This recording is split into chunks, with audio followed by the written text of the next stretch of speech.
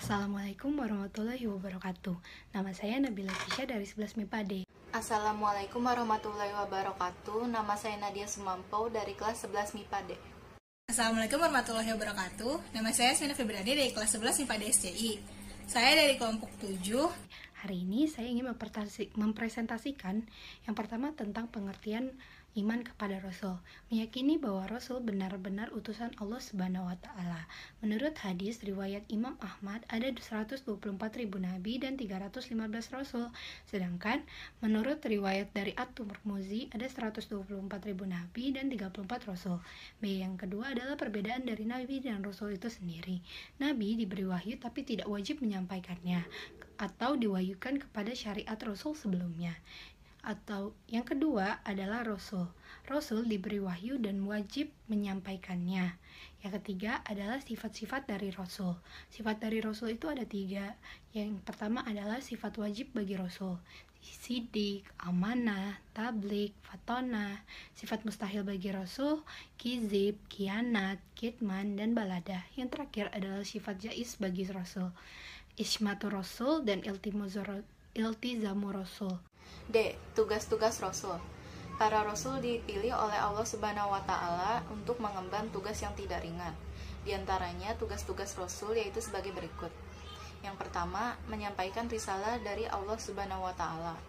Yang kedua, mengajak kepada tauhid, yaitu mengajak umatnya untuk mengesahkan Allah Subhanahu wa Ta'ala dan menjauhi perilaku musyrik atau menyekutukan Allah. Yang ketiga, menunjukkan jalan yang lurus bagi para umatnya. Yang keempat, sebagai hujah bagi manusia.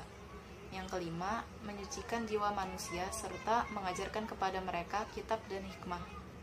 Yang keenam, memberi kabar gembira bagi orang-orang mukmin dan juga peringatan bagi orang-orang kafir. E. Hikmah beriman kepada Rasul. Pentingnya orang Islam beriman kepada Rasul bukan tanpa alasan. Selain karena diperintahkan oleh Allah Subhanahu wa Ta'ala, juga ada manfaat dan hikmah yang dapat diambil dari beriman kepada Rasul.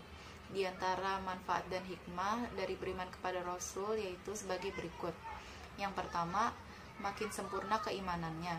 Yang kedua, menjadikan Rasul sebagai contoh dalam kehidupan. Yang ketiga, mempunyai perilaku sosial yang baik. Yang keempat, menjadikan Rasul sebagai teladan dalam hidupnya. Yang kelima, mengetahui hakikat diciptakannya manusia. F. Perilaku yang mencerminkan sikap beriman kepada Rasulullah. Ada beberapa perilaku yang mencerminkan sikap beriman kepada Rasulullah. Di antaranya yaitu yang pertama, menjaga ibadah. Bisa dilakukan dengan melaksanakan sholat 5 waktu secara penuh, menjalankan puasa Ramadan, menjalankan ibadah puasa sunnah, mengaji, dan yang lain sebagainya. Yang kedua yaitu menjunjung tinggi risalah, yaitu adalah ajaran Allah yang telah diturunkan kepada Rasulnya. Seperti dalam surat Al-Hasyr ayat 7, kita diperintahkan untuk menaati segala yang telah diperintahkan oleh Allah dan meninggalkan segala larangannya. Yang ketiga yaitu rajin bekerja.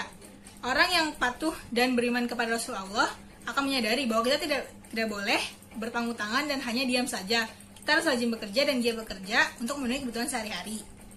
Yang keempat, berperilaku sesuai dengan tuntunan, yaitu disebut biasanya dengan akhlak mahmudah atau akhlak yang baik, seperti berbuat jujur, percaya diri, dan sebagainya. Yang kelima, meningkatkan derajat hidup. Meningkatkan derajat hidup dapat dilakukan dengan cara memelihara dan meningkatkan iman dan takwa kepada Allah, meningkatkan ilmu pengetahuan, dan menjaga kesehatan jasmani dan rohani.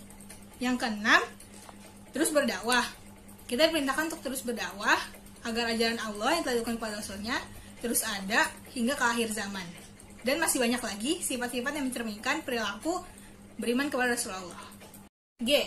Hadis atau dalil yang menjelaskan tentang pentingnya beriman kepada Rasulullah. Yang pertama, ada surat An-Nisa ayat 136 yang bunyinya, A'udzubillahi minasyaitonirrajim. Bismillahirrahmanirrahim.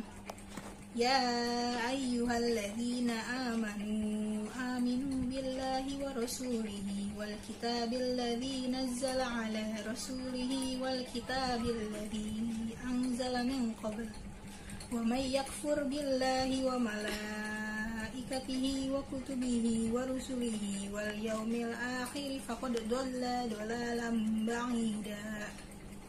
Yang artinya, wahai orang-orang yang beriman, tetaplah beriman kepada Allah dan Rasulnya Muhammad dan kepada kitab Al-Quran yang diturunkan kepada Rasulnya serta kitab yang diturunkan sebelumnya. Barang siapa ingkar kepada Allah, malaikat-malaikatnya, kitab-kitabnya, rasul-rasulnya, dan hari kemudian, maka sungguh orang itu telah tersesat sangat jauh. Quran Surat An-Nisa ayat 136.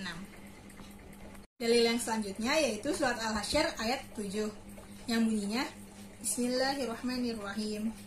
Wa ma atakumur rasulu fakhudhuhu wa ma nahakum anhu fantahu wattaqullah innallaha syadidul iqab.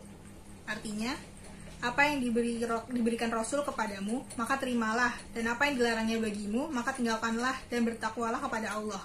Sesungguhnya Allah amat keras hukumannya. Quran Surat Al-Hasyr ayat 7. Sekian presentasi dari kelompok kami, kurang lebihnya mohon maaf. Wassalamualaikum warahmatullahi wabarakatuh.